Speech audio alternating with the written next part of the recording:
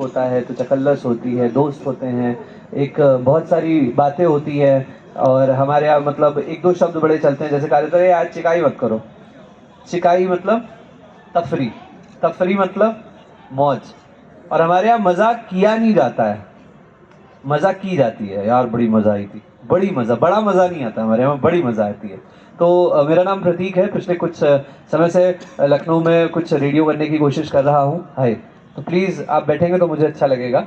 और मेरे साथ में आज इस कॉन्वर्सेशन में एक बहुत ही हाँ प्लीज़ मैम, यहाँ पे कोई भी ऐसा वीआईपी कल्चर नहीं है, आप किसी भी सीट पे बैठ सकते हैं और किसी को उठा के भी बैठ सकते हैं, है ना।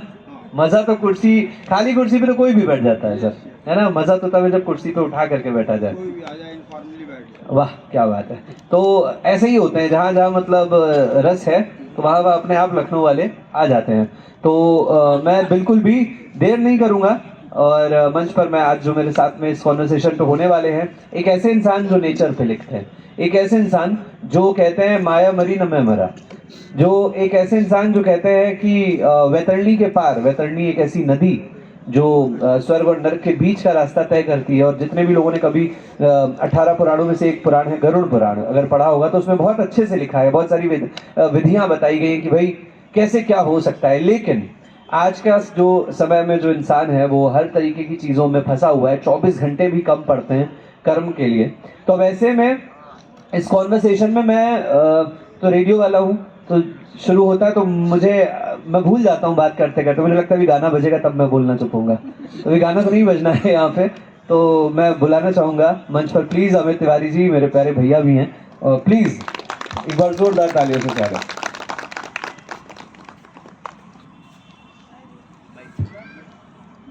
और ये एक लेखक भी है, और लेखक होने के साथ साथ एक पब्लिशर भी है। बोधरस प्रकाशन जो है, बहुत सारे नए उभरते लेखकों को उत्साह देने का काम जो है वो ये करते हैं। और मुझे लगता है कि ये एक बहुत ही इम्पोर्टेंट काम होता है किसी को आगे बढ़ाना। तो अमित जी और मुझ में एक चीज़ कॉमन है, मैं पुराने लखनऊ से आता हूँ, पुराने लखनऊ में गोमती बहती है, और अमित जी जिस गांव से आते हैं उनके घर के बाहर गोमती बहती है। तो गोमती जहाँ से शुरू हो रही है ऑलमोस्ट, उसका लखनऊ की बात करी जाए तो शुरुआत होने के बाद जो शहर में आती है वहाँ से मैं हूँ। और गोमती का जहाँ पे विलय हो रहा है गंगा जी में, सैदपुर से पहले भैया का गांव पड़ता है। कैसे हैं आप? लखनऊ आपको कैसा ट्रीट कर रहा है? जी बहुत बढ़िया।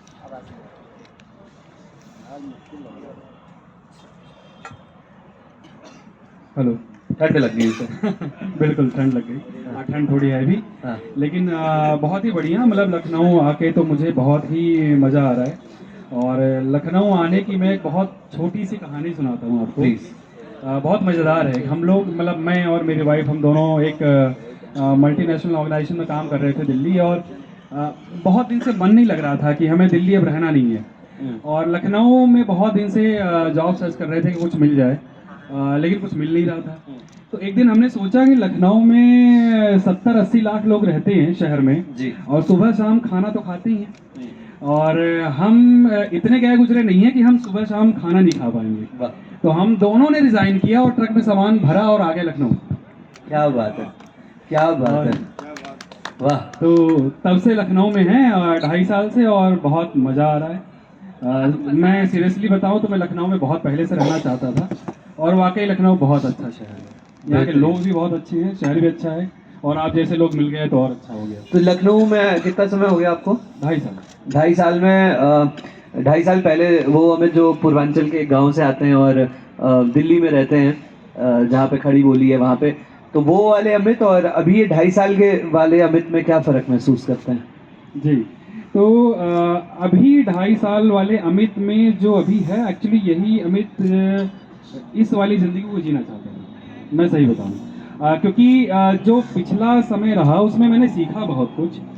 लेकिन एक होता है जो पर्सनल स्पेस, जहाँ पर आपको जिस शहर में रहना है, जिस घर में रहना है, जिन लोगों के बीच में रहना है, वैसे तो पूरा हिंदुस्तान, पूरा भारत ही अपना है जी। ऐसा नहीं कहना चाहिए कुछ अलग है कुछ नहीं है। लेकिन हाँ, ये बात है कि आपको व्यक्तिगत रूप से कहाँ रहना है, कहाँ सेटल होना है। तो यहाँ पर आकर के मुझे वो फील आ रही है कि हाँ, मैं ऐसे ही रहना चाहता था। मैं कभी भी उठ के किसी भी चाय की दुकान पे चले जाना चाहता हूँ, कभी भी उठ के मैं गोमती के किनारे आके बैठ जाना चाहता हूँ, कभी भी उठ के मैं लेटे हनुमान जी जा करके वहाँ, वो भी मंदिर के प्रेमाइसिस के बीच में नहीं, कहीं कोने में जा करके बैठ जाना चाहता हूँ, और वो सब मैं यहाँ कर रहा हूँ।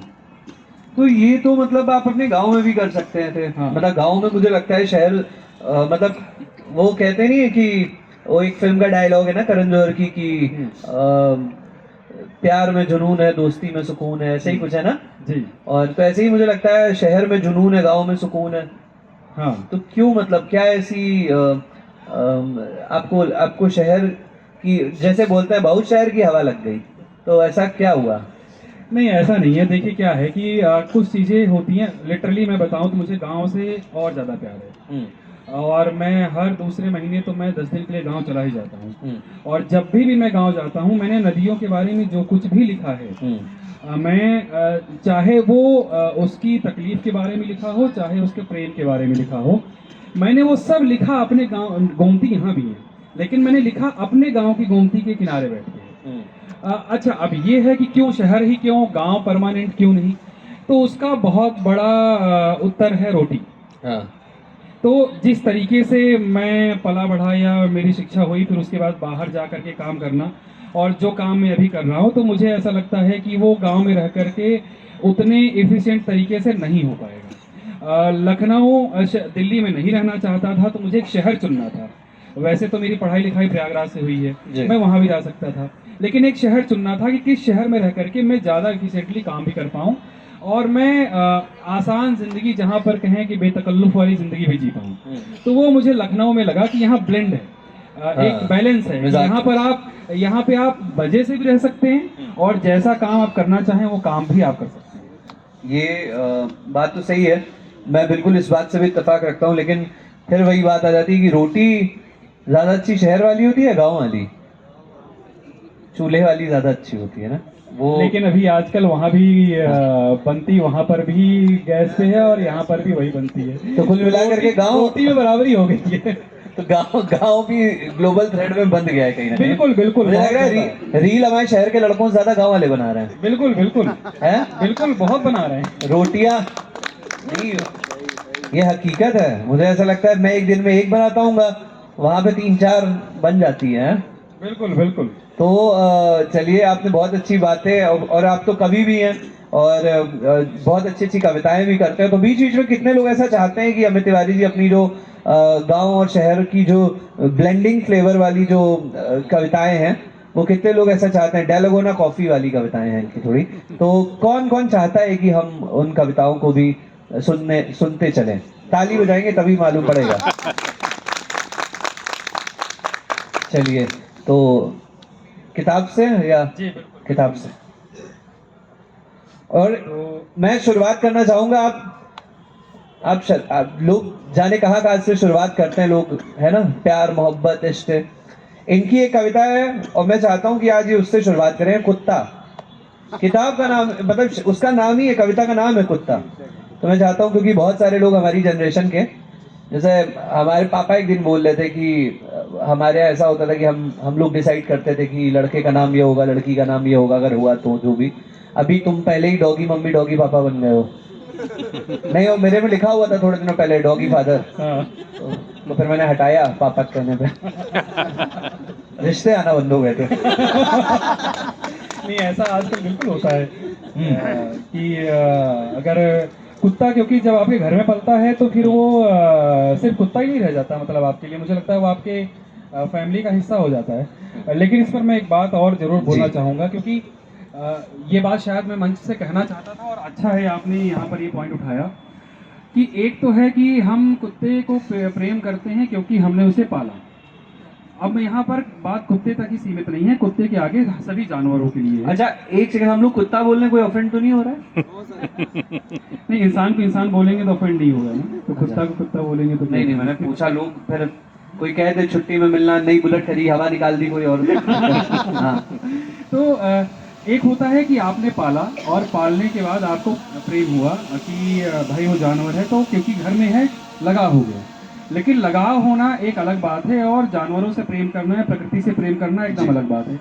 हो सकता है कि आप अपने यहाँ जो आपका डॉगी पला है या कुत्ता पला है, आप उससे बहुत प्रेम करते हो, लेकिन बाहर के बहुत सारे जानवर हैं जिनको देख करके आपके अंदर बहुत संवेदना नहीं आती है, या प्रकृति को देख के बहुत संवेदना नहीं आती हो, तो मैं उसे इस कैटेगरी में रखता हूँ कि वह जानवर प्रेम नहीं हुआ। अगर कोई इस तरीके से जानवर प्रेमी स्वयं को कहता है तो वह नहीं है, वह एक तरीके से ऐसा ही है जैसे आपके घर में माँ बाप भाई बहन, क्योंकि एक रिश्ता जुड़ गया है इसलिए आप उससे प्रेम कर रहे हैं, वो आपकी भावना है। लेकिन संवेदना तब कही जाएगी जब उससे तो आप प्रेम करेंगे ही, जाहिर सी बात है, लेकिन जब बाहर के भी जानवर हैं उनसे भी, उनके लिए भी आपके हृदय में प्रेम आता हो, प्रकृति है उसके लिए भी आपके हृदय में प्रेम आता हो, तब वह संपूर्ण रूप से कहा जाएगा कि आप एनिमल लवर या जानवर प्रेमी हैं या प्रकृति प्रेमी हैं, न कि सिर्फ उससे जिसको आपने पाला है। जी। तो इसी के साथ मैं शुरुआत करता हूँ। एक बहुत छोटी सी ये कविता है, मेरा कुत्ता।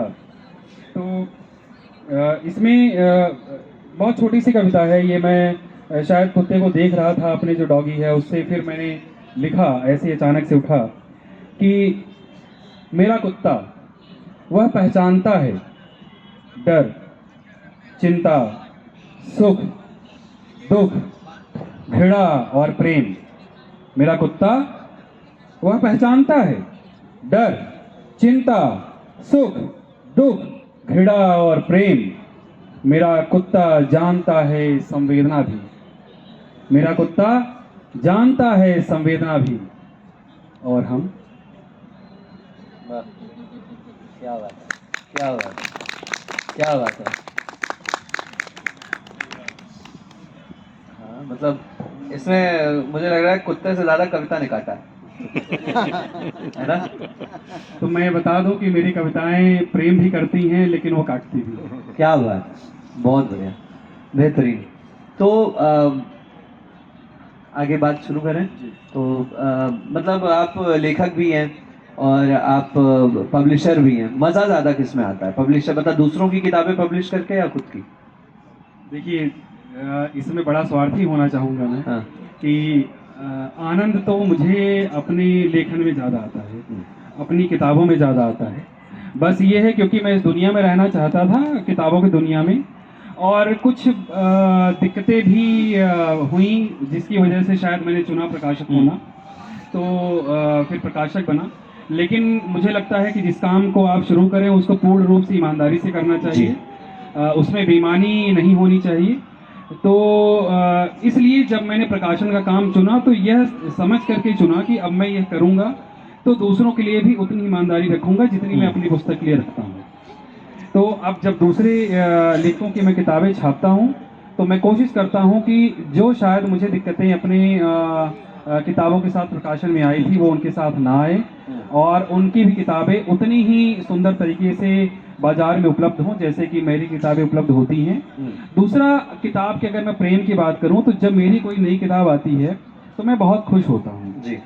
लेकिन जब भी हर महीने जितनी किताबें मेरे यहाँ से प्रकाशित होती है तो मैं हर लेखक की हर किताब को कई बार जब प्रिंट आती है तो मैं खोल के देखता हूँ कि यार कितनी सुंदर लग रही है। तो मुझे दूसरों की किताबों को देखने पे भी, जिनकी मेरे यहाँ से प्रकाशित होती है उसको देखने में भी मुझे बहुत आनंद आता है। क्या बात है। तो उतना ही आनंद जितना मुझे अपनी किताबों में आता है उतना ही मुझे उनकी किताबों में भी आता है। तो ये मतलब एक बहुत ही मतलब मैंने सोचा था कि मैं इसको पहले आखिर में पूछूंगा ये सवाल, लेकिन अब आपने बताई ये बात तो पूछूं। एक वर्ड बहुत प्रचलित है मतलब लेखनी की इंडस्ट्री में या किताबों को लेकर के, और मुझे लगता है कि ये कैटेगराइज करता है, जैसे अवार्ड विनिंग होता है वैसे पुस्तकों में होता है बेस्ट सेलर। तो ये बेस्ट सेलर बनने की विधि होती है क्या कोई, मतलब ऐसा कोई फॉर्मूला या कुछ कोई ट्रिक या कुछ ऐसा कुछ बताइए कुछ, या मतलब कई बार क्योंकि आप पब्लिशर भी हैं और लेखक भी हैं तो इसके बड़े विरोधाभासी आंसर्स हो सकते हैं कि क्या ऐसा है कि जो बड़े बड़े बहुत ही ऐसे बड़े बड़े लेखकों के जो भी इस वक्त मैं नाम नहीं लेना चाहूँगा, जो बड़े बड़े पब्लिकेशन हाउसेज हैं, क्या अगर हम वहीं से छपवाते हैं तभी हम बेस्ट सेलर होते हैं, या मतलब कंटेंट, जैसे हम लोग में कहा जाता है कि कंटेंट इज किंग, तो क्या बुक्स में भी ये चीज़ चलती है? देखिए, मैं एक बात यहाँ से शुरू करूँ कि कंटेंट तो अपने आप में ज़रूरी है ही है। तो जो भी कंटेंट आप लिखते हैं वो अच्छा तो होना ही चाहिए किसी भी जगह अच्छे स्तर पर जाने के लिए।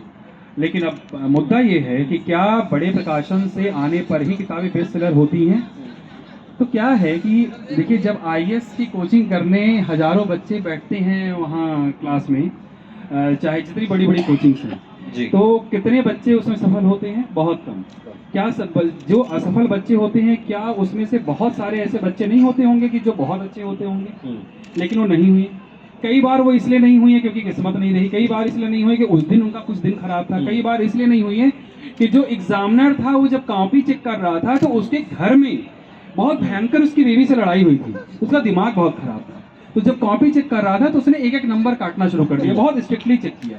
और एक बच्चे का जो हो गया वो इसलिए क्वालिफाई हो गया, मैं ये कंडीशन हो सकती है, ऐसा जरूरी नहीं है वो, लेकिन कंडीशन हो सकती है जी। कि उसका एग्जामिनर बहुत ही अच्छे मूड में रहा हो और उसको कोई बात अच्छी लगने लगी हो तो वो बहुत अच्छा मार्क्स दे दिया हो। तो ये बात डिसाइड नहीं करती कि आप कितनी अच्छी कोचिंग में पढ़े हैं, और वैसे ही यहाँ पर भी ये बात डिसाइड नहीं करती कि आप बड़े प्रकाशन से आएंगे तो ही आप बेहतर होंगे। अब मैं एक बात इसमें बोलता हूँ जी। कि कितने एक प्रकाशन से आप कितने लेखकों को जानते हैं जो वहाँ के बेस्टसेलर हैं, और कितने को आप नहीं जानते हैं। एक प्रकाशन में अगर 1000 किताबें हैं तो मैं गारंटी से आपको बता सकता हूँ कि आपको 4 लेखक के नाम उंगली पे गिन के याद होंगे।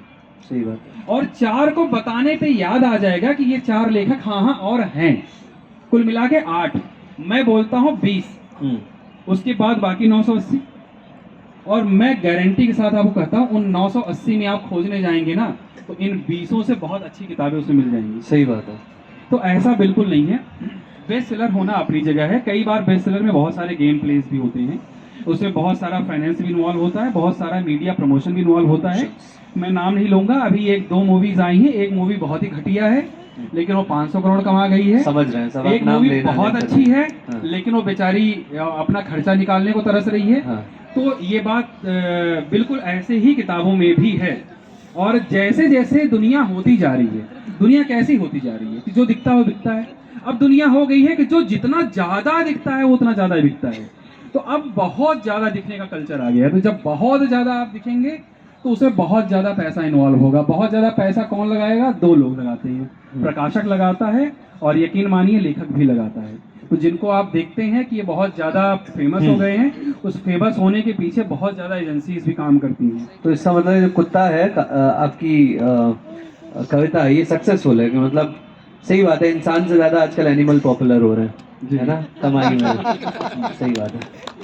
ओके, तो ये बहुत ही मुझे ऐसा लग रहा है कि हम लोग बहुत ज़्यादा उसमें चले गए हैं टेक्निकलिटी में, लेकिन बात करना बहुत ज़रूरी है क्योंकि मेरा फ़र्ज़ बनता है, इनमें से बहुत सारे ऐसे लोग होंगे जो कुछ लिखना चाहते होंगे, अपनी किताबें पब्लिश कराना चाहते होंगे। और आज स्वयं आप बोधरस प्रकाशन के पब्लिशर जो हैं, प्रकाशक महोदय, आप स्वयं मेरे साथ में हैं, तो मेरा फ़र्ज़ बनता है कि मैं अपनी ऑडियंस के लिए ये सवाल पूछूं। लेकिन एक सवाल ये भी आता है कि जैसे जब आप अभी लेखक वाले अमित तिवारी की तरफ अगर बढ़े तो वैतरणी के पार ये जो नाम आपने दिया है, तो वैतरणी आप गंगा, गोमती या फिर आप मान लीजिए सरस्वती या कोई भी किसी भी नदी की बात कर सकते थे, समंदर की बात कर सकते थे। ये आउट ऑफ द बॉक्स, ये टाइटल को थोड़ा एक्सप्लेन करेंगे क्या? बिल्कुल, ये टाइटल ना अपने आप में एक्चुअली मैंने रखा नहीं, अपने आप उतरा है। सही बताऊं, कुछ चीज़ें ना मुझे लगता है कि जो आपके जीवन में आप करते हैं वो होती नहीं, अपने आप उतर जाती हैं।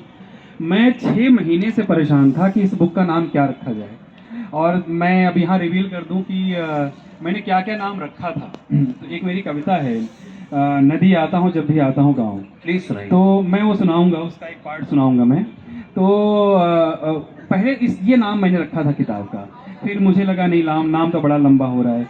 फिर एक कविता है इसी में, कुछ तो कहो नदी, वो भी सुना दूंगा। तो वो नाम रखा, लेकिन कुछ सेट नहीं हो रहा था यार, कुछ तो ऐसा होना चाहिए जो कुछ हो। तो मैं अभी कुछ दिन पहले ही गांव गया था अपने, तो मैं फिर से जब भी मुझे कुछ समझ में नहीं आता ना तो मैं लिटरली गोमती नदी के किनारे जाके अकेले बैठ जाता हूँ। और हर बार मैं ऐसा करता हूँ। मैं अभी भी जाके बस यूँ बैठा था और बिना किसी पर्पस के ऐसे ही बैठा था। अचानक से मेरे दिमाग में नाम आया, यार वैतरणी, वैतरणी कैसा रहेगा। तो फिर सोचा कि वैतरणी, वैतरणी क्या, वैतरणी के पार क्यों। एक्चुअली वो नाम आया नदी को देख के, और नदी को देखा तो मुझे ये एहसास हुआ कि यार वैतरणी क्या है। कितने लोग जानते हैं वैतरणी नदी क्या है? 1 2 3 4 5 7 लोग, बाकी लोग शायद ये 6। जानते हैं भाभी कि नहीं, बच्चा गोदी हाथ में लिए हुए हैं, दर्द हो रहा है, हम नहीं उठाएंगे, जानते हैं हम। तो ये बहुत सारे लोग जानते होंगे, जैसे आप लोगों ने कहा कि जानते ही हैं। वैतरणी नदी का कॉन्सेप्ट क्या है कि नर्क लोक की नदी है, जिसमें खून, हाड़, मांस, गंदगी सब रहती है ना। तो वो नदी है वैतरणी नदी। और मैं देखता था कि जब भी हमारे यहाँ कोई किसी का स्वर्गवास होता है, तो जो दशगात्र होती है, यानी शुद्ध का दिन, तो शुद्ध के दिन एक वैतरणी नदी बनाई जाती है यहीं पे ऐसे इमेजिनरी, और उसको खोदी जाती है, उसमें पानी डाला जाता है, और एक गाय आती है। उस गाय को जो महापात्र होते हैं उनको दान किया जाता है, और दान करके फिर वो महापात्र आगे से गाय को पकड़ते हैं, और पीछे जो व्यक्ति रहते हैं जिनको सारा क्रियाकर्म करना होता है, उसकी पूंछ पकड़ के पार करते हैं।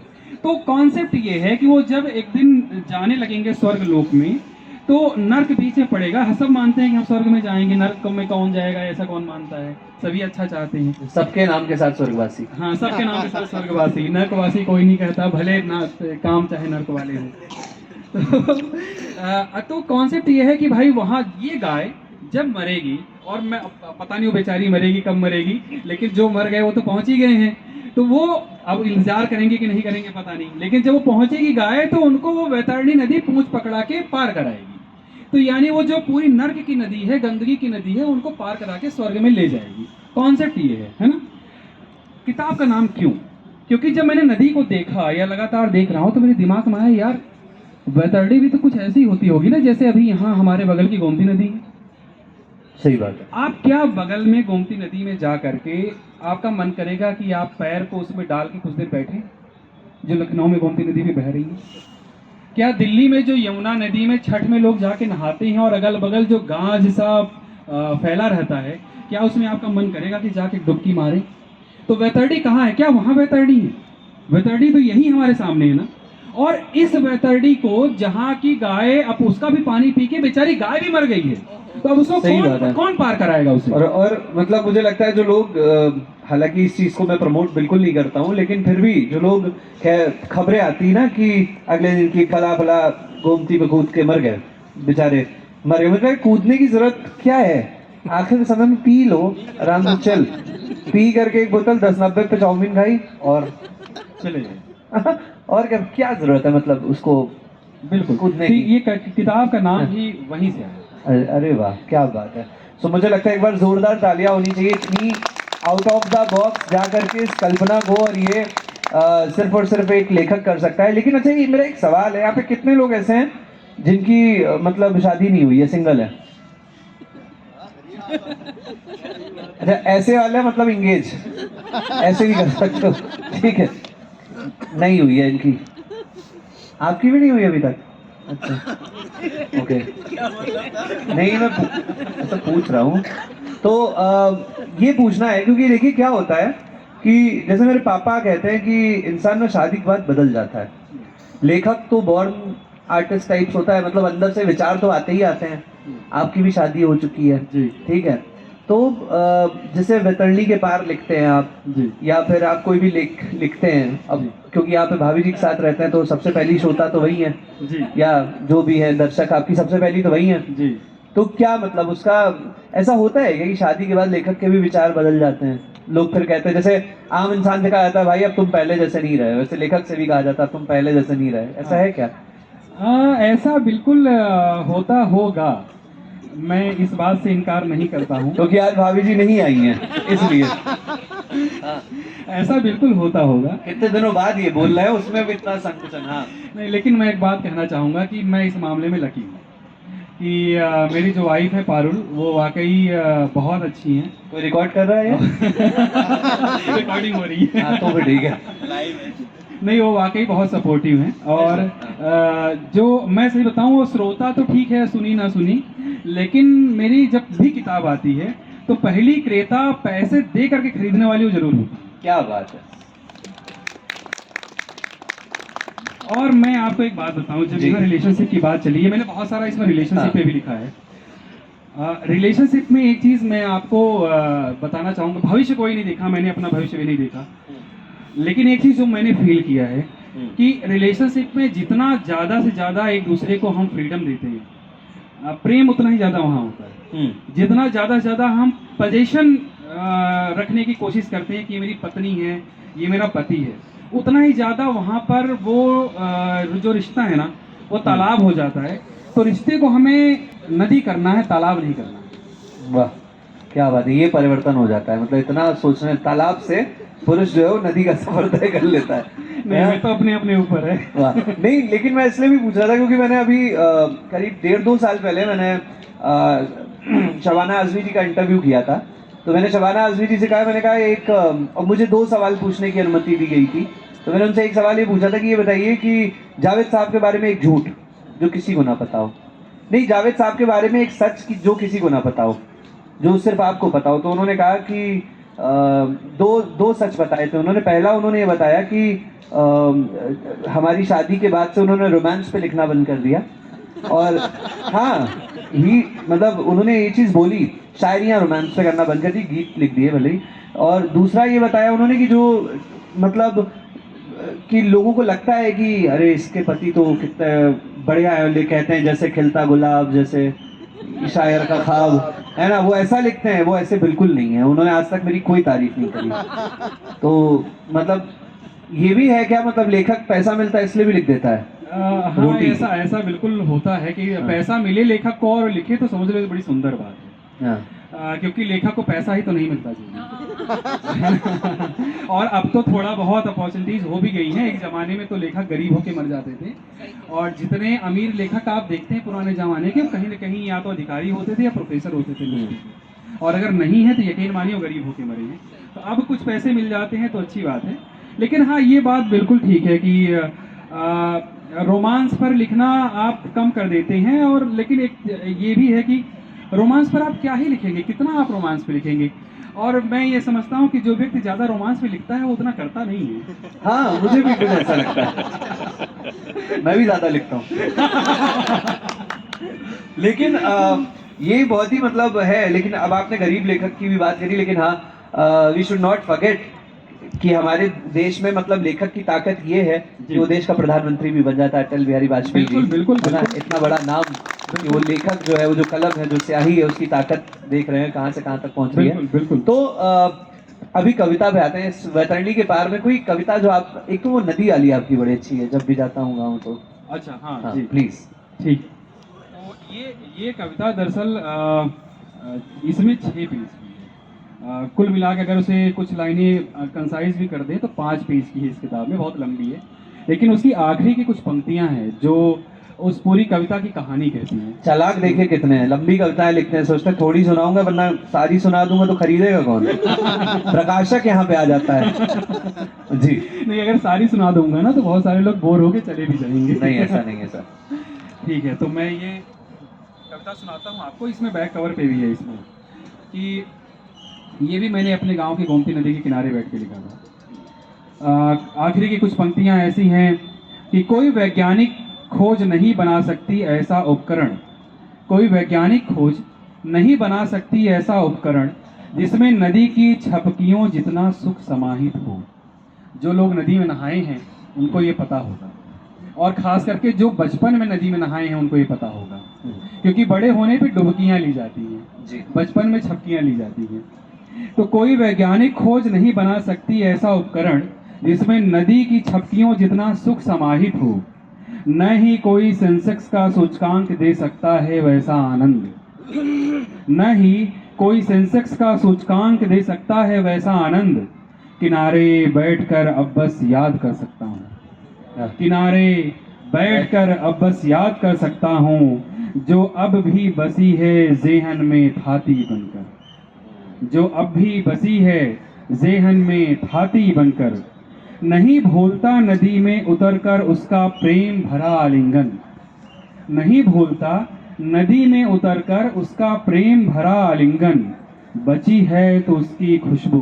मैं ये बात क्यों कह रहा हूँ, एक कविता के बाद बताऊंगा। बची है तो उसकी खुशबू बची रहेगी नदी में पूर्ण रूप से प्रवाहित होने तक। क्या बात। बची रहेगी नदी में पूर्ण रूप से प्रवाहित होने तक। कि नदी आता हूँ जब भी आता हूँ गाँव, कि नदी आता हूँ जब भी। क्या बात है। अच्छा, आप में से कितने लोग ऐसे हैं जिनका संपर्क गांव से है? मतलब ये कोई ऐसा सवाल जवाब नहीं चल रहा है, सिर्फ एक जस्ट अ क्वेश्चन, क्योंकि मैं इसको सिर्फ दो लोगों की बातचीत नहीं बनाना चाहता। कितने लोग ऐसे हैं गांव से? आपको याद है आपके गांव के पास की नदी? नदी तो नहीं याद है, गाँव याद है। क्या, कहाँ पे? देवरिया के पास है हमारा गाँव, इमामबाड़ा, गाजी का इमामबाड़ा। अच्छा, और आप बताइए पीछे। हाँ, दहा नदी, कौन सी? दहा नदी, दहा नदी कहाँ पे? सिवान बिहार। आहा, क्या बात है, लॉलीपॉप लागे लो। Very nice. धीरे से कौमारिया ना कर देना उधर। ओके, इधर वाले नहीं बोलेंगे कुछ? आपको चुप करा के लाएंगे क्या? ऐसा बोला है बोलना नहीं, चुपचाप रहना, ऐसा?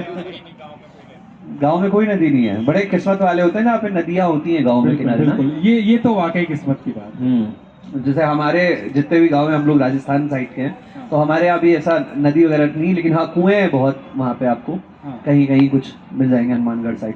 ओके, सुनाओ।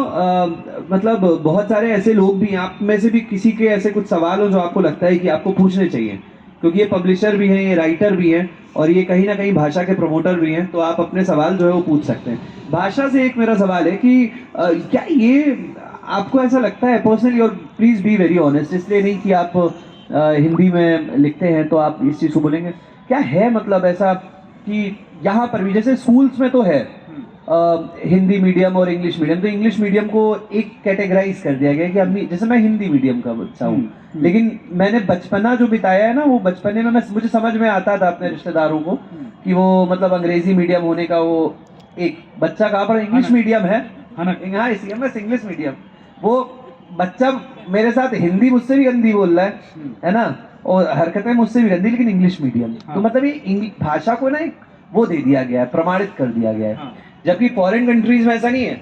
एंड दोस्तों, मैं आपको बताना चाहूंगा कि जैसे हम में से सबने शकीरा का नाम सुना होगा, सुना है ना? Shakira is very good like pop singer, but आपको पता है हमें ऐसा लगता है कि she is a pop singer और इंटरनेशनल कुछ ऐसा। पूछो आधे से ज्यादा लोग बोलेंगे हॉलीवुड की है, हॉलीवुड की है ही नहीं वो साउथ अफ्रीका की फोक सिंगर है। वो साउथ अफ्रीकन, वो जो वक्का वक्का हम लोग सुनते हैं, वो उनकी गाँव की भाषा है, और वो एक इंटरनेशनली चल रही है। बस भाषा में उन्होंने विचार अच्छे दुरुस्त रखे। तो कहीं मानते हैं कि हाँ लेखनी में भी इस चीज़ का रहता है कि लोग अच्छा हिंदी राइटर हैं या अंग्रेजी राइटर हैं तो ज़्यादा वकाल है, कुछ ऐसा? मैं राइटर्स फ्रेटर्निटी में तो कम देखता हूँ। राइटर्स फ्रेटर्निटी में तो क्या है कि अलग अलग फ्रेटर्निटी हो जाती है, हिंदी की अलग, इंग्लिश की अलग।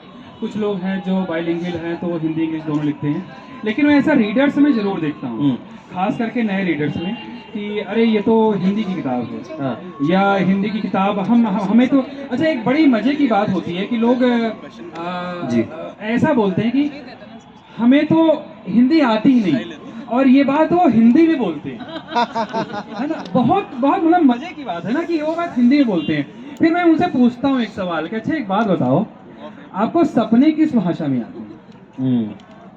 आप अपने मन में इसका उत्तर सोच लीजिए। आपको जिस भाषा में सपने आते हैं ना, आपकी वही भाषा है और वही आपको समझ में आती है। सही बात है, जिस भाषा में चोट लगती है, जब चोट लगती है कोई ओ मॉम नहीं बोलता है कोई ना। तो अगर सपने आपको हिंदी में आते हैं ना, तो आप जबरदस्ती के अंग्रेज मत बनो। और एक चीज मैं ये भी कहूंगा कि जब दो हिंदी भाषी आपस में मिले हैं तो यार अननेसेसरी अंग्रेजी में बात करने की जरूरत नहीं है। और एक बात मैं इस पे, मेरे पास दरअसल यार बोलने के लिए बहुत कुछ है, प्लीज बोलिए। समय उतना नहीं है, लेकिन फिर भी मैं बोलूंगा। मैंने एक कविता भी इस पे लिखी थी भाषा पे। मैं ये जरूर बोलूंगा कि देखो, भाषा से वैर नहीं होना चाहिए। अंग्रेजी भी भाषा है, बड़ी प्यारी भाषा है। आप जानकारी के लिए अंग्रेजी पढ़ रहे हैं, आप गुणवत्ता और विद्वत्ता के लिए पढ़ रहे हैं अंग्रेजी, बहुत अच्छी बात है। आपको पता होनी चाहिए, क्योंकि आपको नहीं पता होगा तो आप सामने वाले के बारे में नहीं जान पाएंगे। लेकिन उसको गुलामी के स्तर पे सर पर चढ़ा लेना, ये अभी दिखाता है कि हम अभी इंफीरियरिटी कॉम्प्लेक्स में जी रहे हैं। और जो यह कहते हैं कि जो यह मानते हैं कि हमें अंग्रेजी आती है इसलिए हम सुपीरियर हैं, तो मैं आपको बताऊं, सुपीरियरिटी का भाव बिना इंफीरियरिटी के नहीं आता। तो आपके अंदर कहीं ना कहीं इंफीरियरिटी है, इसीलिए आप सुपीरियर बनने की कोशिश कर रहे हैं। ये नहीं तो यदि आप सहज होंगे तो आपके अंदर इंफीरियरिटी और सुपीरियरिटी दोनों घुल जाएंगे। सही बात है। तो इसका मतलब है कि आप कहीं ना कहीं इंफीरियर हैं, और इंफीरियर हैं इसलिए आप दिखाने की कोशिश कर रहे हैं हमें अंग्रेजी आती है। मैं आपको बताऊं, अपनी माँ से बेवफाई करके कोई जिंदगी में बहुत आगे नहीं बढ़ सकता, कमाई में बढ़ सकता है, जिंदगी में बहुत आगे नहीं बढ़ सकता। तो हिंदी आपकी माँ है, सही बात है। तो उसे बेवफाई मत करिए, ठीक है, दूसरे स्किल से सीखिए। और कहीं ना कहीं मुझे लगता है कि ये बहुत बड़ी वेदना भी है कि क्योंकि हम जहाँ पे हम लखनऊ में जहाँ पर बैठे हैं, और ये जो अपना क्षेत्र भी है उत्तर प्रदेश का, और ये पूरा जो हिंदी पट्टी जिसको बोलते हैं, तो ये बहुत बड़ी वेदना है पूरी दुनिया में जिनका साहित्य सबसे स्ट्रांग है। जी पूरी दुनिया को सबसे बड़ा जो एक महाकाव्य दिया रामचरितमानस अवधि में जिन्होंने दिया, जिनके पास भिखारी ठाकुर हैं, जिनके पास में अमृतलाल नागर जी, जिनके पास में एक से एक उम्दा शायर हैं, जी जो मतलब मुझे लगता है कि हम लोग बहुत बड़े साहित्य के प्रणेता हैं, क्योंकि हमारे यहाँ साहित्य जन्मा है, पला है, बड़ा है। जी। हमारे यहाँ मुंशी प्रेमचंद जी, भारतेंदु हरिश्चंद्र जी। जी, तो हम लोग ये ज्यादा कर रहे हैं। क्योंकि मैं लिटरली बता रहा हूँ, हमने भारत के अलग अलग कोनों में गए, तो या रेडियो में काम करा, तो हर तरीके की भाषाओं के बोलने वालों के बीच में रहे, तो हमने देखा कि जब जैसे अगर दो बंगाली मिलते हैं सपोज, वो अपनी ही उस भाषा में मदर टंग में बात करते हैं, गुजराती मिलते हैं, जैसे पंजाबी मिलते हैं, तो वो अपनी भाषा में बात करते हैं, ठीक है।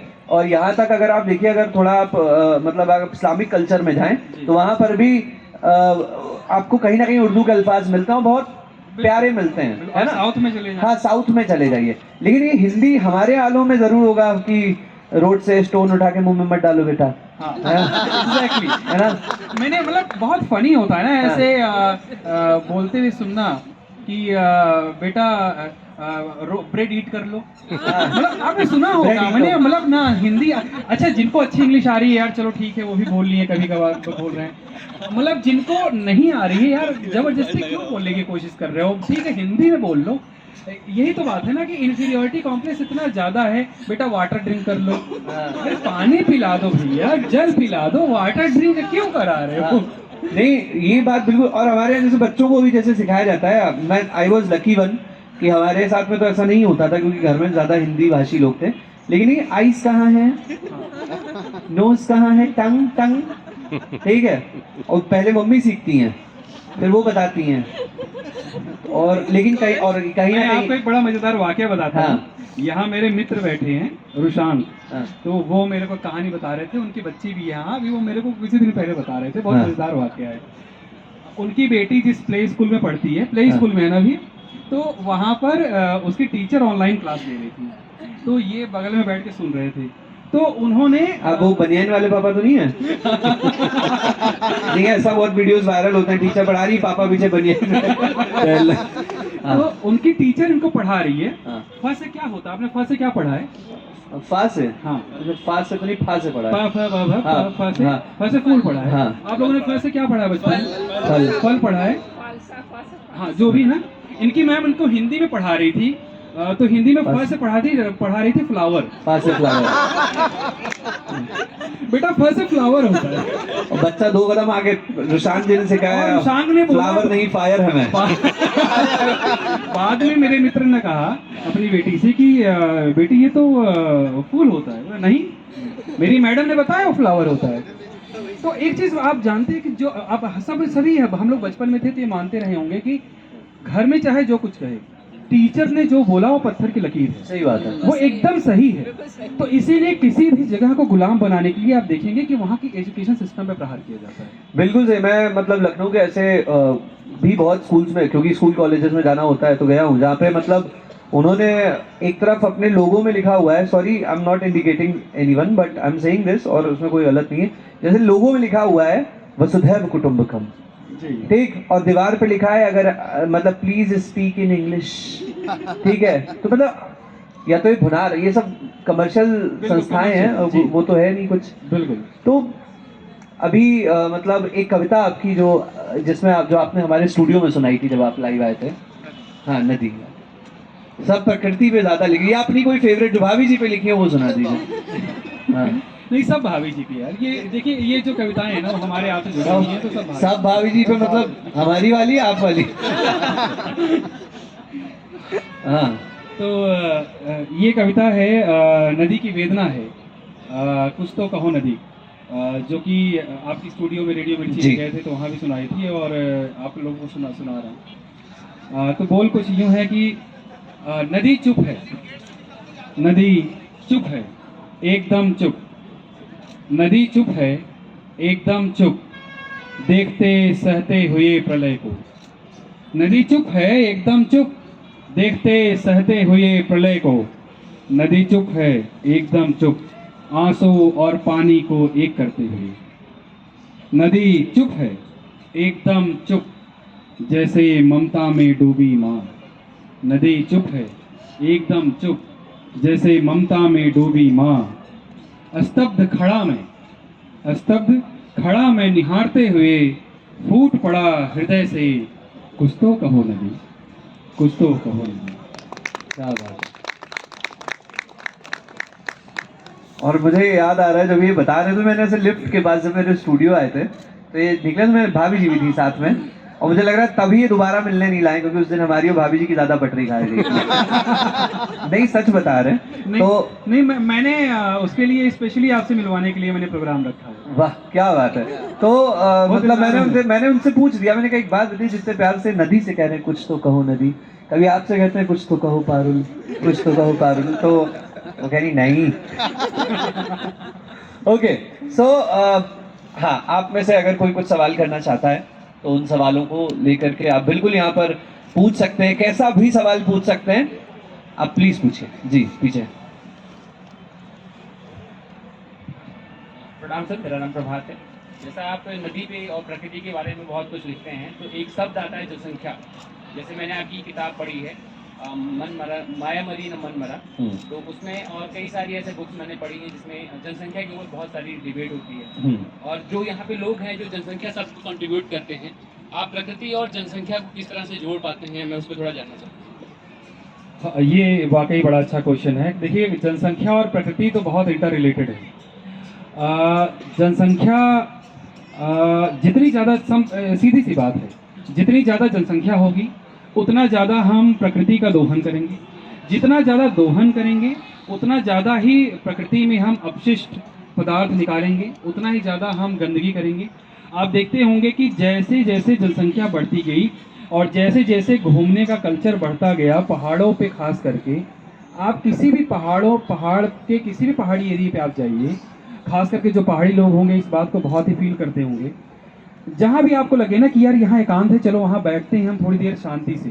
कई बार मैंने ऐसा सोचा और कई बार अक्सर मैं पहाड़ों पे जाता हूँ, तो अक्सर उस एकांत जगह पर मैं देखता हूँ कि पहले से ही बहुत सारी बियर की बोतलें होती हैं, बहुत सारे नमकीन के फटे हुए पैकेट्स होते हैं, बहुत सारे बिस्किट के पैकेट्स होते हैं, और वो उस इतनी सुंदर सी जगह पर इतना गंदा लगता है।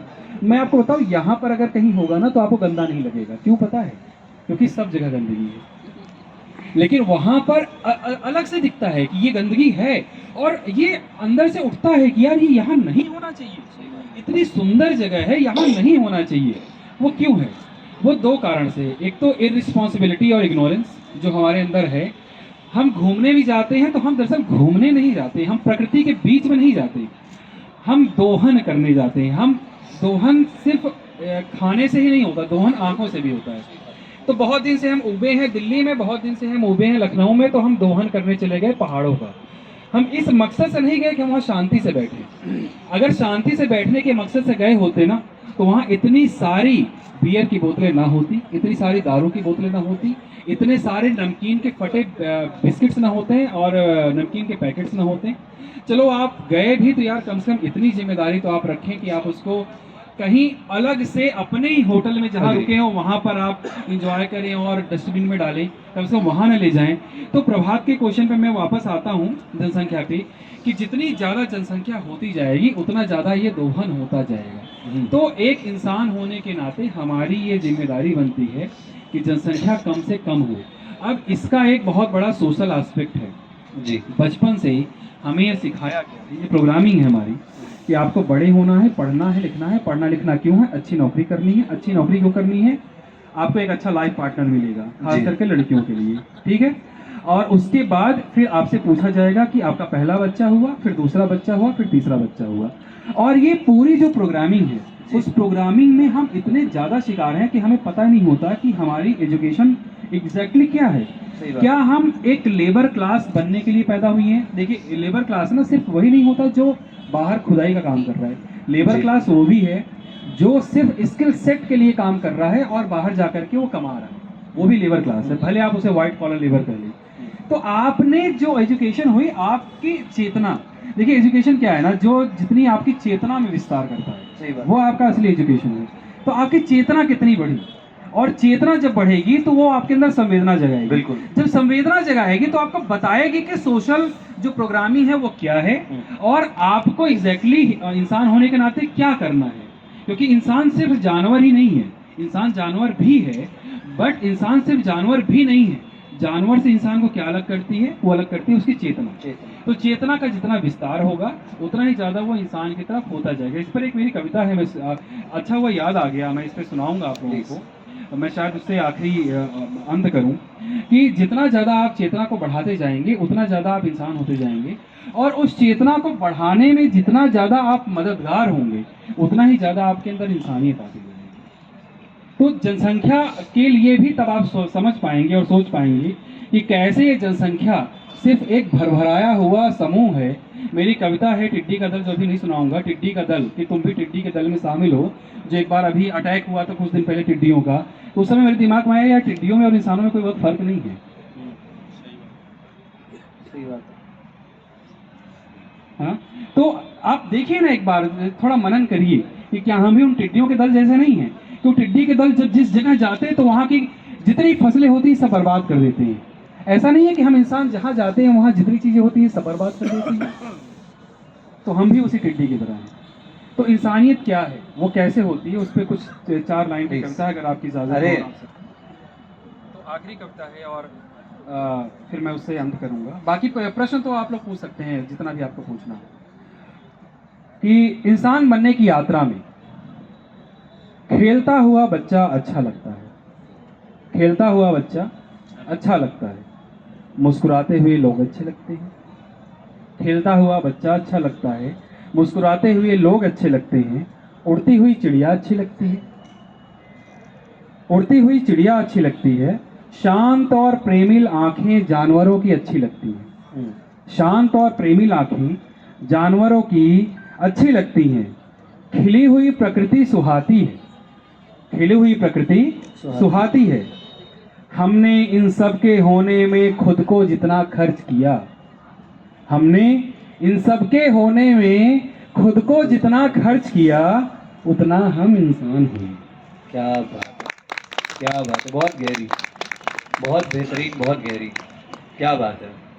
और मुझे लगता है कि जब जैसे जैसे आप कुछ कुछ पन्ना पढ़ते जाते हैं, कहीं ना कहीं आप खुद को खरीदते जाते हैं। तो जितने भी लोग यहाँ पर हैं, बहुत सारे ऐसे हैं जो डरते हैं पढ़ने से, मुझे लगता है अरे यार किताब, अरे भाई साहब, क्योंकि हमारे यहाँ मतलब बचपने से ऐसा रहा है कि हम लोगों ने किताबें ना सिर्फ 4-5 दिन शुरुआत के जब नया नया सिलेबस आया है तभी कवर चढ़ाते हुए नई नई पिक्चर्स देखते हुए एंजॉय करी। उसके बाद घर किताब लेके पढ़ जाओ तुरंत। और पापा लोग भी एग्जाम्पल वैसे ही देते हैं ना कि हमारे पापा जब आते थे तो हम रजाई में घुस जाते थे। नहीं, लिटरली अंकल ने दिया होगा, है ना, है ऐसा। मतलब तो ये है। अब हमारे यहाँ तो ऐसा नहीं होता है कि हम पापा आए और हम ऐसा घुस जाए, हम तो नॉर्मल खड़े रहते हैं, बताइए भैया क्या है आज का। तो अच्छा, मेरे पापा बहुत, हाँ अब ना वो पापा रहे और ना बच्चे रहे। सही बात है। आपके पास कोई प्रश्न था जी? अमित जी, मैं थोड़ा लेट से ज्वाइन किया आपको, जी सर।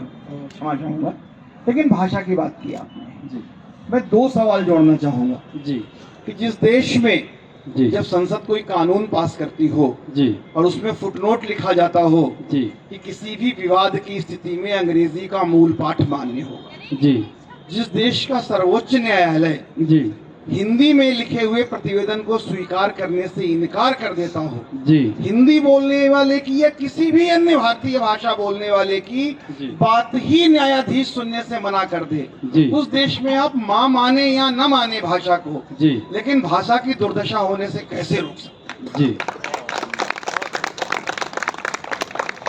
प्रश्न आपका बहुत सही है। एक बात मैं आपको, आज आज़ादी को तकरीबन 75 साल होने जा रहे हैं या हो चुके हैं, जी उसके बाद भी हम इस अवस्था में जो, तब जी। जबकि इस देश की तकरीबन 92% आबादी जी अंग्रेजी नहीं जानती है, जी और इन सब के बावजूद उसको न्याय नहीं मिल रहा है, उसको कानून नहीं उसकी भाषा में मिल रहे जी। हैं। आप कैसे उम्मीद करेंगे? आपने मीडियम की बात की, जी भाषा माध्यम है, ज्ञान का। लेकिन क्या जरूरी है कि एक विशेष भाषा को माध्यम बनाने से बच्चा ज्यादा पढ़ेगा? यही हमारा जी। हम दोनों का ये प्रश्न था जनता से, जो आपने सेकंड वाला करा, ये प्रश्न तो हमने स्वयं पूछा है, लेकिन जी। पहले वाले प्रश्न का तो आपका जवाब जी, बनता है। मैं बिल्कुल मैं thank you so much for asking this question. Thank you sir, आपने बहुत ही क्रेडिबल क्वेश्चन पूछा है। देखिए ऐसा है कि बहुत सारे गवर्नमेंट रूल ऐसे बनते हैं जो उस समय जब उसकी ज़रूरत होती है तब वो नहीं होते हैं, वो 20-25 साल बाद जनता की मांग से आते हैं, है ना। तो गवर्नमेंट यानी सरकार का नियम, जो गुलामी का नियम चला आ रहा है, गुलामी तो बड़ी नहीं है भाई। इस पूरे भारत के इतिहास में 5000 सालों की सभ्यता के इतिहास में और उसके पिछले इतिहास में, जिसके बारे में हमें जानकारी बहुत ज़्यादा नहीं है, उसमें जो अभी 70-75 साल से हमें जो आज़ादी मिली है वो बहुत नई है, अभी 2-3 पीढ़ियाँ ही गई हैं। तो जो पढ़ करके न्यायाधीश बने हैं वो भी पूर्ण रूप से इसी मानसिकता से बने हैं कि अंग्रेजी ही एक माध्यम है जो उनको आती है। अब जितना ज़्यादा हम मांग करेंगे, जितना ज़्यादा संघर्ष होगा कि हिंदी भी माध्यम न्याय कानून का और न्याय का बनना चाहिए, हो सकता है आने वाले वो 20-25 सालों में वो फलित हो। तो इस पे तो हमें काम करना ही पड़ेगा कि हम लगातार अपनी मांग रखें। रही बात ये कि वो नहीं हो रहा है, तो मैं इसको पुरजोर तरीके से उसका खंडन करता हूं और कहूंगा कि वो होना चाहिए। बिल्कुल सही बात है। एक व्यक्ति जो गांव का है, जिसको नहीं आती अंग्रेजी भाषा, जिसको ठीक से खड़ी हिंदी भी नहीं आती, उसे वो हिंदी बोलने पे वो समझ तो लेता है। आप उसके साथ क्या हुआ, क्या कानून सुनाया गया, क्या न्याय संगत बात हुई, उसे पता ही नहीं। उसके बारे में वकील क्या दलील दे रहा है, उसे पता ही नहीं। उसके बारे में ऐसी बातें हो रही हैं जैसे कि आप विदेश में जाएं और आपके बारे में कोई लैटिन भाषा में कोई युद्ध करे। अब यही अंग्रेजी में महाशय जो न्याय सुनाते हैं, वही कहीं फंस जाए किसी विदेश में और हिब्रू में और अरबी में वहाँ चलने लगे न्याय प्रक्रिया, तो उनको समझ में आए कि पीड़ा क्या होती है भाषा की। तो भाषा की पीड़ा तो यही है। लेकिन इसके लिए एक और बात है कि देखिए, गुलामी ना बड़ी गहरी होती है, और ये गुलामी इतनी ज़्यादा गहरी है हमारे अंदर कि हम उसे भूल नहीं पा रहे हैं। आप यकीन मानिए कि हम ज़हनी रूप से गुलाम हैं। मैं फिर कह रहा हूँ कि मैं भाषा के खिलाफ नहीं हूँ, मैं अंग्रेजी के खिलाफ नहीं हूँ, लेकिन जब भी कोई काम हो रहा है, वो जो क्षेत्रीय भाषा है उस क्षेत्रीय भाषा को तरजीह दी जानी चाहिए। अंग्रेजी रखिए आप, बिल्कुल रखिए, ठीक है, आपको समझ में आती है, आपको अंग्रेजी आप रखिए, लेकिन हिंदी भी आपको रखी जानी चाहिए। बिल्कुल सही बात है। और धीरे धीरे कहीं ना कहीं इसमें परिवर्तन भी आ रहा है। जैसे अभी आप देखें कि सोशल मीडिया की एक बहुत ही नामी ग्रामी वेबसाइट है लिंक्डइन, तो लिंक्डइन ने खुद को हिंदी में शुरू किया। इंजीनियरिंग की बहुत सारी बुक्स जो हैं वो हिंदी भाषा में आई। मेडिकल की भी बहुत सारी जगहों पे जो इंट्रोड्यूस हो रही हैं धीरे धीरे। जी, सरकार ने जो फैसला लिया है हाँ। कि मैं बेसिकली इंजीनियरिंग पुस्तकों का लेखक रहा हूँ, वाह। और मैंने बहुत सारा सिलेबस की किताबें हिंदी में लिखी हैं।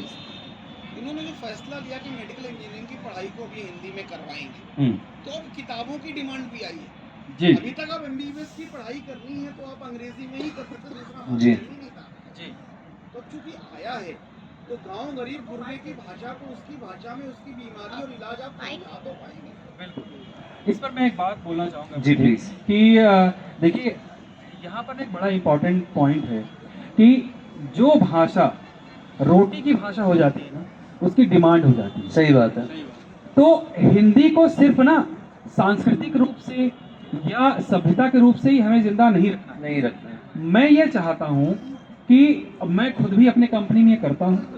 मैं जिस कंपनी में नौकरी करता था, मैं जब इंटरव्यू लेता था तो मैं लिटरली बताऊँ, अंग्रेजी में चाहे जो बोल रहा हूँ, मैं हमेशा प्रश्न उससे हिंदी में पूछता। मैं कॉर्पोरेट में रहा 12 साल, लेकिन मैं हिंदी में कॉन्वर्सेशन जरूर करता था, हिंदी में वार्तालाप जरूर करता था। मैं देखता था कि वो हिंदी में वाकई कितना अच्छा बोल रहा है, अगर वो हिंदी भाषी है तो मेरा ये मानना है कि उस भाषा को सभ्यता के साथ साथ रोटी में भी मजबूत होना पड़ेगा, और इसके लिए समाज, लोग और सरकार तीनों को ही साथ में आना पड़ेगा। सही बात है। क्योंकि सरकार बहुत बड़ी यूनिट है जो इसमें रोल प्ले करती है। तो हिंदी को हमें इस आंदोलन तक ले जाना है हाँ। कि वो सिर्फ सभ्यता, संस्कृति और साहित्य की भाषा ना रहे, वो भाषा रहे रोटी की भी। तो इसमें आप सबका भी सहयोग चाहिए, हम सब भी साथ में हैं, और सरकार का भी सहयोग चाहिए। डेफिनेटली। और मुझे लगता है इसमें एनबीटी जैसे जो संस्थान है बहुत बड़ी भूमिका निभाते हैं, क्योंकि मैं रहा हूँगा, ठीक है, बहुत मैं रेडियो पे बोलता हूँ, मैंने बहुत शोज करें, सब कुछ करें, लेकिन इस बार जिस दिन ओपनिंग थी 9 तारीख को यहाँ पे, तो उस दिन जब मैं मंच पर जाने वाला था, क्योंकि आमतौर पर रेडियो जॉकी से के लिए एक शब्द यूज़ होता है ना कि बड़े कूल हैं, बहुत कूल होंगे, बहुत ही यो टाइप्स होंगे, तो इन्होंने पहले ही मुझे चुना, तो चुनने के बाद में मुझे बताया हम इसलिए आपको चुन रहे हैं क्योंकि हमारे यहाँ हमें सरल हिंदी भाषी ही चाहिए, जी। हमें ह्यूज राउंड ऑफ अप्लॉज नहीं चाहिए, हमें जी। एक बार जोरदार तालियां ही चाहिए। जी। तो ये कहीं ना कहीं ये जो संस्थान है ना, धीरे धीरे जब ये बदलेंगे तो लोग बदलेंगे, और बिल्कुल। तभी कहीं ना कहीं एक मानसिकता और देश जो है वो बदल पाएगा। बिल्कुल। और यहाँ पर बहुत सारे पेरेंट्स बैठे हैं, मैं सबसे अनुरोध करूंगा कि प्लीज बच्चों को अंग्रेजी पढ़ाइए। भाई वो रोटी की भाषा है, ठीक है, लेकिन ये मत कहिए कि देखिए हमारे बेटे को तो ना हिंदी नहीं आती, ये गर्व से मत कहिए। ये ट्विंकल शर्म की ट्विंकल बात सुनाओ है। बेटा। ये शर्म की बात है। और अगर आप कहते हैं ऐसा तो मैं लिटरली कहूंगा कि आप शीशे में देख के थोड़ा शर्म करिए। नहीं, वो बड़ा प्राउड महसूस गौरवान्वित करते करिए हैं अपनी लोग। भाषा को। हाँ, लोग प्राउड महसूस करते हैं कि आप अभी हम कल ही परसों की बात थी, एक यहीं पे एक अंकल मिले, तो उन्होंने किसी बच्चे से बोला कि जो नंबर शेयर कर रहे थे, तो उसने कहा लिखो बेटा 98, और आप टाइप कर दीजिए। और इसमें बड़ा मतलब प्रतीक भैया मुझे नहीं आती है। अच्छा, मुझे लगता है वैतरणी के पार उतरने के लिए आपको इस किताब को ज़रूर पढ़ना पड़ेगा, और बोधरस प्रकाशन इनकी बहुत सारी कल भी हम लेकर के कुछ किताबें गए, बहुत अच्छी, बहुत सुकून भरा कंटेंट लिख रहे हैं आप। और मुझे लगता है एक सवाल के बाद में इस सेशन को रैप अप करेंगे और अभिमन्यु जी से कहेंगे कि वो मंच पर आएँ और आकर के एनबीटी की जो एक मुहिम है ना कि बुक्स नॉट बुके, इसकी पीढ़ी को और इस परंपरा को आगे बढ़ाए। कोई एक सवाल, अगर लास्ट सवाल किसी ने हाथ उठाया तो तभी मेरे जहन में आया। Okay, so we can wrap up. ठीक है, thank you so much Amit ji. Thank you. धन्यवाद आप सभी को कि आप सब मुझे सुने, और जो बात हुई है उस पर सिर्फ सेशन तक या सत्र तक ना रखें, आगे भी आप सब ले जाएं। धन्यवाद। बिल्कुल।